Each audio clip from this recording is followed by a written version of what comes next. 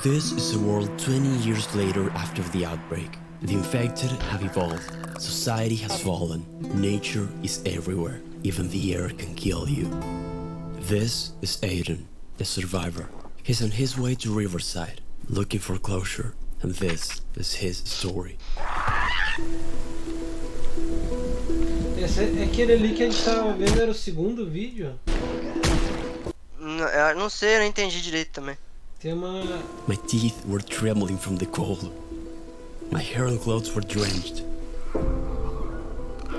They were blind, but their hearing was dangerous. Acho que é um caso, acho que é o primeiro, The acho que é o sound of segundo my vídeo que ele... footsteps were drowned by the storm, letting me sneak around them. É, tipo, aqui, nesse segundo que tu me mandou, ele ainda tá com as duas mãos, né?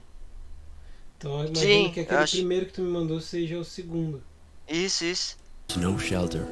I try to blend in, keep quiet, hoping the clickers wouldn't hear me over the rain. Sleeping between the swaying trees, I try to get away, but my whole body was shivering with cold, so much that I was getting sick. I couldn't stop.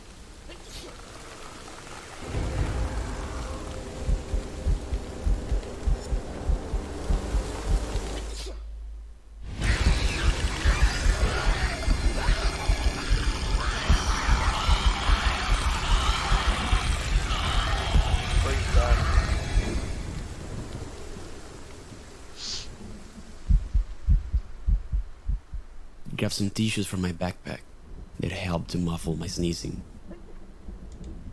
I had to get my temperature back up quickly. If not, I could get a serious cold. The fire flickered. A short, comforting break from the harshness of this world. But the sneezing wasn't stopping.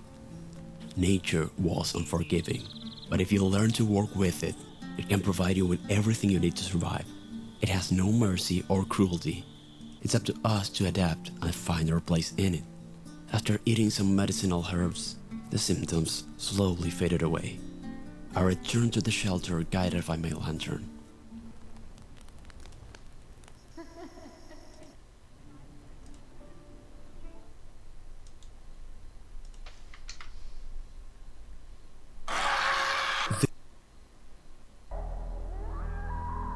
Those screams were full of pain and rage. This symptoms slowly faded away. I returned to the shelter guided by my lantern.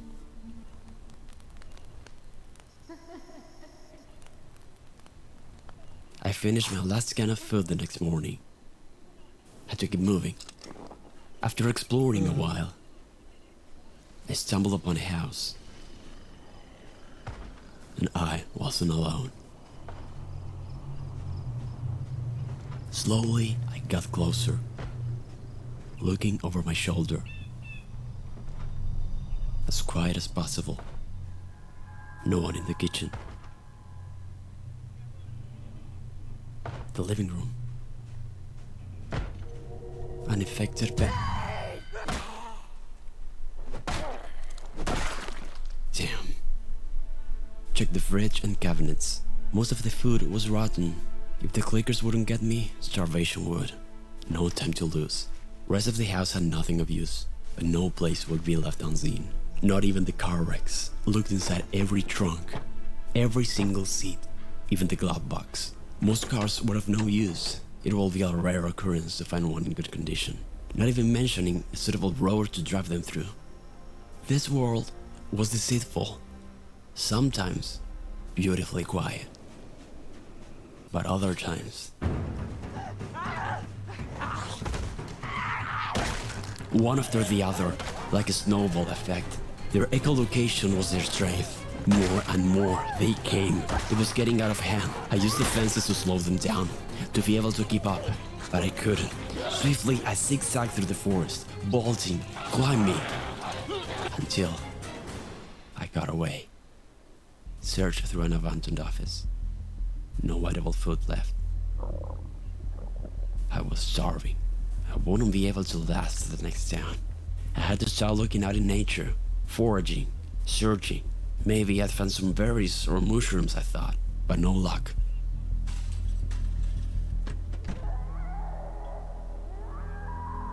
Those screams were full of pain and rage. This wasn't our world anymore. I checked the cupboards and cabinets. Besides the frying pan and the cleaver, I found a few cans of food. Starvation wouldn't get me, not that day. Drank a can of soda, filled my bottles with the remaining water, and finished loading the house. Holding my breath. Didn't find much, but I was more preoccupied with not making a sound. Quietly, slowly peeking through each single window.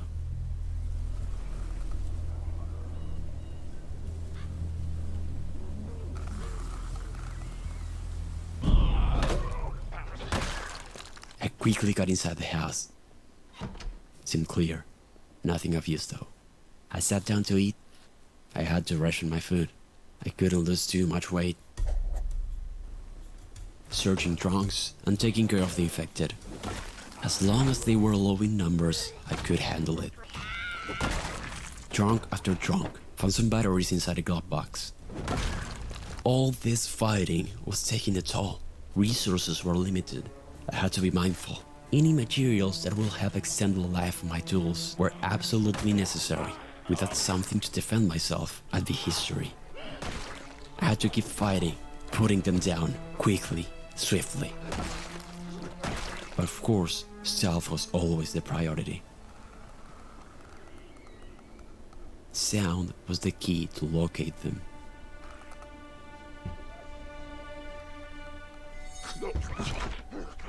Damn beasts.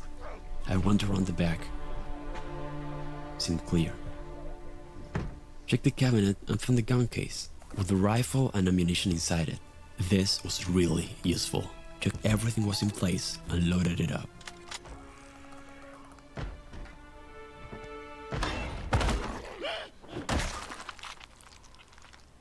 It was time to rest. A long day. Had a quick snack and went to sleep.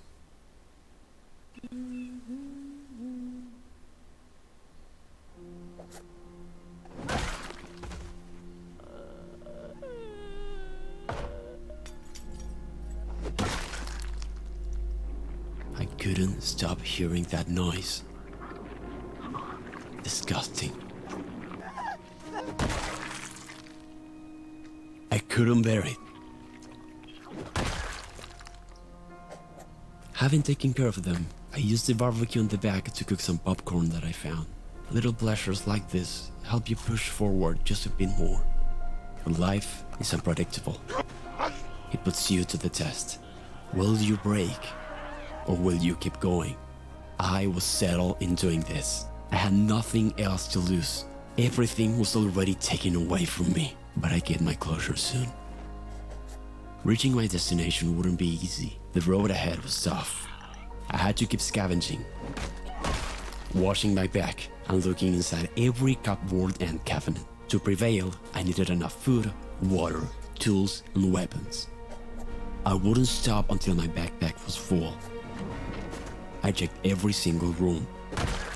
I sneaked between the buildings, kitchens, bathrooms, getting mats, tools. Some doors may be closed, but a window is always open.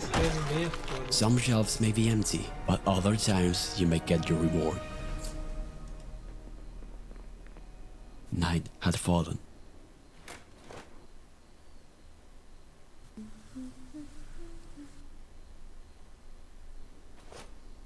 There was one last place to visit before leaving town for good. I was well fed, but I needed to be well equipped, armed properly. The police station. I had to get in. After disposing of some infected officers, I grabbed a nightstick and a bulletproof vest. Protection. Front entrance was clear. Went inside. Found the pistol and the holster. Good. Took a good look through the building. Most of it was empty or had useless stuff, except for one place. The storeroom. Locked. I had to get in. I looked through the place, locker after locker, in search for a key. But no luck. I had to bring that door down myself. And for that, I needed something better than my baseball bat. It was good for smashing skulls, but not so much for destroying that door. And where would I get something for that? the fire station. But it wouldn't be an easy task. Not in the slightest. There were so many infected inside. They didn't stop coming. It was insane. I had to lure them away from there. Got out of control quick. Turn around corners, stay quiet, and stay still. That way, I could bring them down. One by one. Little by little, divide and conquer. Without hesitation. They wouldn't stop me. It was time to get in.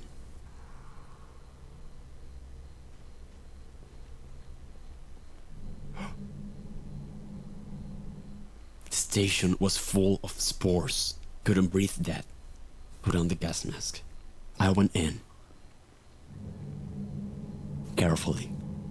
Checking each room. Listening. Watching. Smashing. Fumbling around the different shelves, I opened door after door with no luck until finally I found it. Perfect. This was what I needed. Made sure I didn't leave anything behind. Went upstairs and took a few cans of food. Time to leave.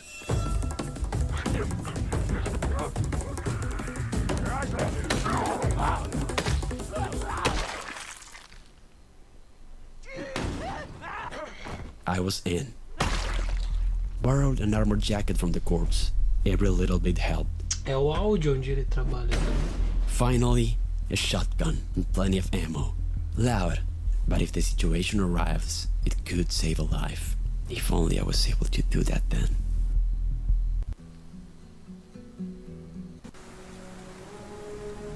I left town, facing the challenge, fighting, using cover, moving cleverly, with my mind set on finishing this.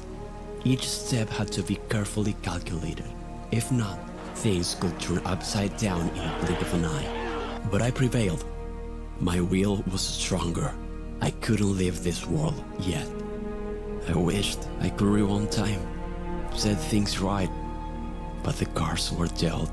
My destiny was settled, and I wouldn't back down. No matter the danger, the wound may never heal.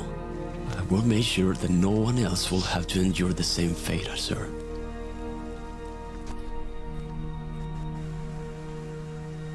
I couldn't shake off the feeling that she was still with me, guiding me on my quest. I just kept going. The road was a mess. So much death. The journey was treacherous. It was hard to move. I was tired. I found an abandoned barn. Definitely better than sleeping outside.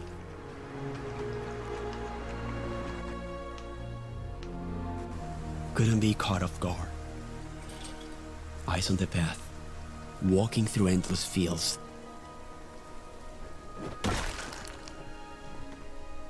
Boxes full of rotten food.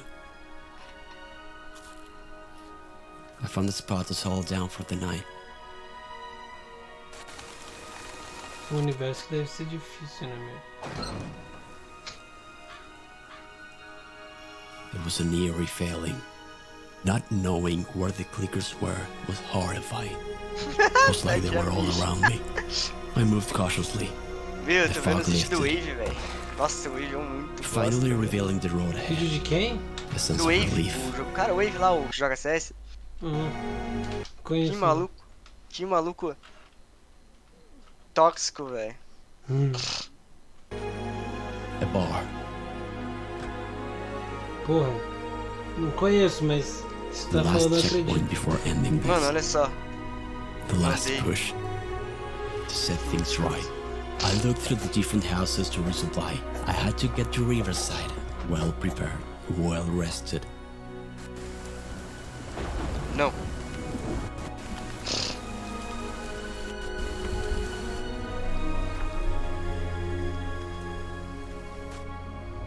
I was ready to leave, but on my way out, I heard something.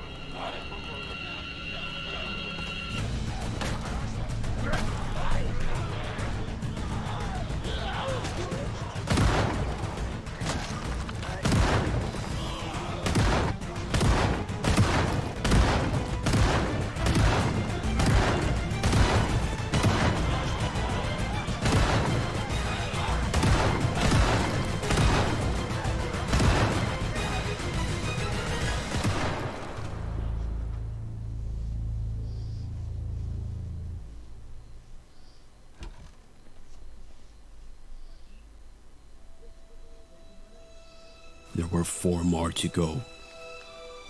No matter how long I had to travel, this wouldn't end until each one of them was no longer breathing. No matter how many infected I had to go through, they would pay. They wouldn't get away with it so easily. I felt hollow, empty, a shell. But I would achieve my purpose, no matter what. And so, after all the effort, I arrived.